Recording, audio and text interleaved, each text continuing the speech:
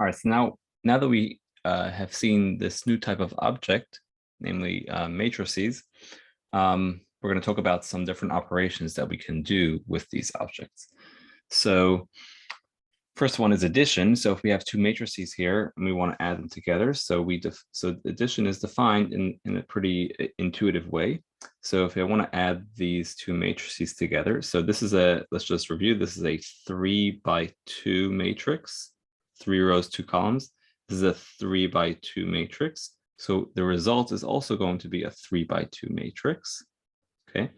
And the way we're going to get that result is by adding the corresponding elements. So we're going to do 1 plus 3. Okay, so we can do 1 plus 3. That's going to be over here. Then we'll do 0 plus 4. And so on. 2 plus -5. 4 plus 0. 1 plus 2. And 7 plus 1. And then we simplify and we get this. So we get 4, 4, -3, 4, 3, and 8. Okay, so that's matrix addition. And here's the formal definition. So let A and B be m by n matrices. In this case, we had a 3x2 and 3x2, so they are both m by n matrices, 3x2 in this case. Then A plus B is an m by n matrix, right? So the same order as A and B. We'll call it C. We'll call this new matrix C, where Cij, so in other words, each little element in matrix C, right? So at C at row I column J is equal to A at row I column J plus B at row I column J for all possible values of I. So I is between 1 and m because they are m rows, and all possible values of J. There are n columns. So the point is, for all possible values of I and J, Cij is going to be Aij plus Bij. Exactly what we did here, but this is just the formal definition.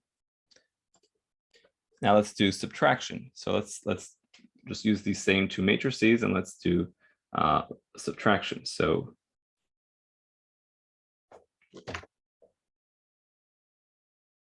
we have the first matrix minus, let's say we want to do the first matrix minus the second matrix.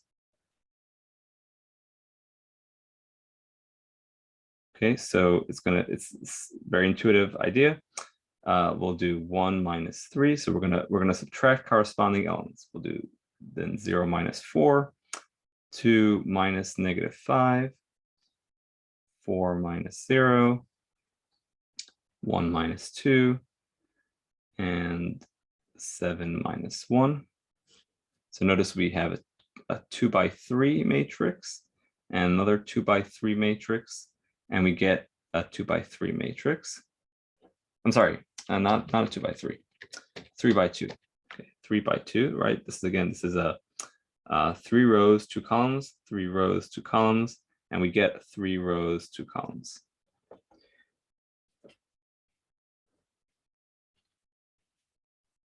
And we simplify it, and we get -2, -4, +7, +4, -1, and 8. I'm sorry, and 6. Okay, now let's actually just try. We could have done this with addition, but what if we try to add or subtract two matrices that have different orders? All right, so what if I try doing something like this? 1, 2, 3, 0, 1, 2, plus 3, 0, 2, 8. Okay, so this is undefined. because this first matrix is a 2 by 3 matrix. The second one is a 2 by 2 matrix. So they don't have the same order. They're not both n by n, right? So addition was defined for two n by n matrices. But if they don't have the same order, then the addition is undefined, and the same thing is going to be for subtraction. So let's do the formal definition of subtraction. Okay, it's almost identical to addition. So you have A and B are n by n matrices. Then A minus B is a new m by n matrix. We'll call it C, where Cij is equal to Aij minus Bij for all possible values of I and all possible values of J.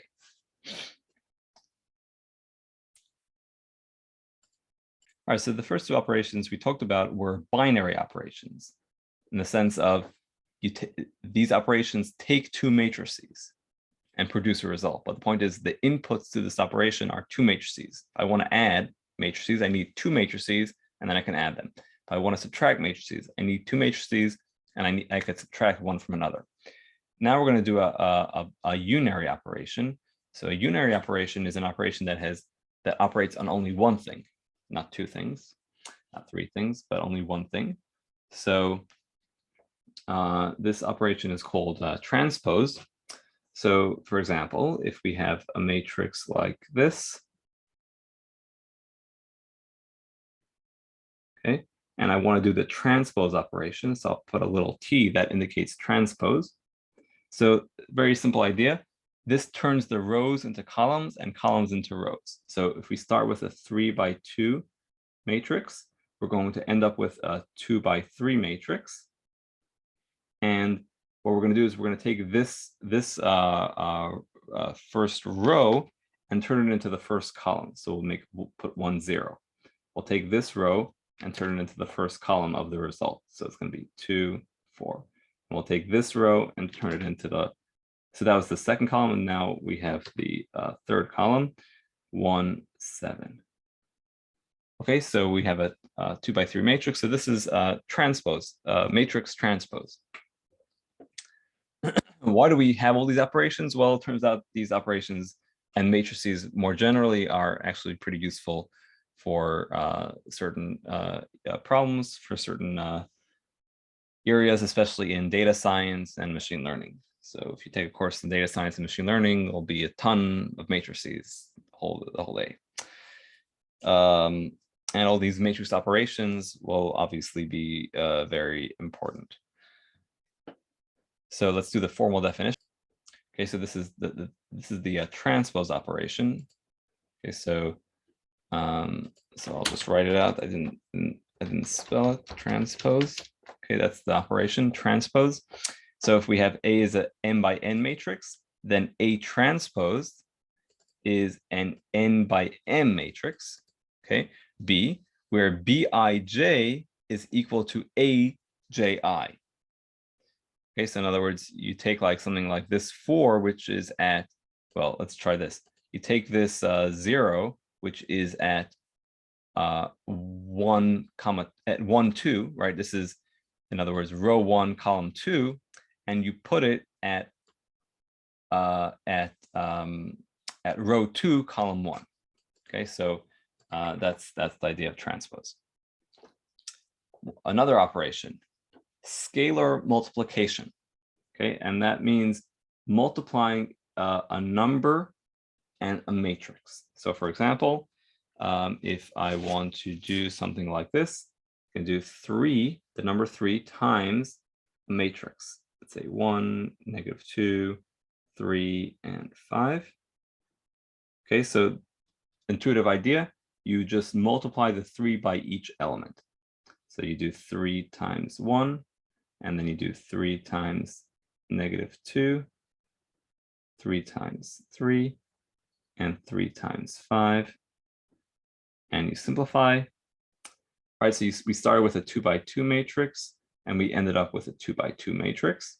Let's just simplify. So we have 3, -6, 9, and 15. All right, so this is called scalar multiplication. let's give the formal definition. This is called scalar multiplication. So let A be an m by n matrix, and let C be a real number. Any real number, then C times A is a m by n matrix B, where Bij is equal to C times Aij. So you take each element Aij, multiply it by C, and that gives you the corresponding element in the new matrix. Okay, we'll have some more operations in the next 2 videos.